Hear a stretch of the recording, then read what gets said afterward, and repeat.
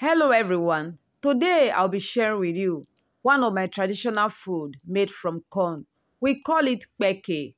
These are the ingredients needed for preparing this recipe. First I have some cornmeal, salt, some blended pepper and onions, and vegetable. So I'll start by adding the salt to the cornmeal, add the blended pepper and onions, and then the vegetable.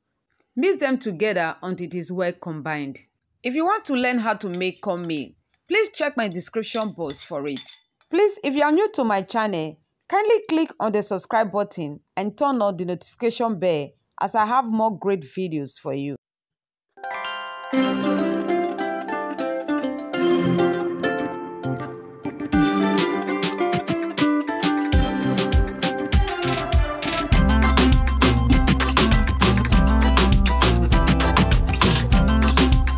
After mixing all the ingredients to the cornmeal, it is time to add the water to it gradually. I'm adding the water to it gradually so that the cornmeal paste can be strong, so that it doesn't absorb much oil, and also for the peke to come out very dried and crispy. Because the more dried and crispy it is, the longer it stays at home. After mixing, you can see that the cornmeal dough is very strong. Next, I will smoothen the dough around the bowl with my spoon. This is totally optional. I'm doing this because I'll be using my spoon to scoop the paste into my preheated oil. But traditionally, you can use your hand to mold the cornmeal before frying them. This also comes out very beautiful.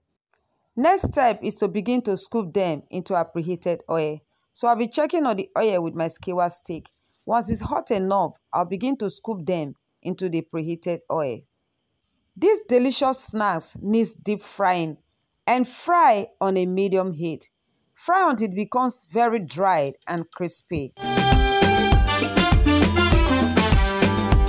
Stir at interval so that both sides can be well fried.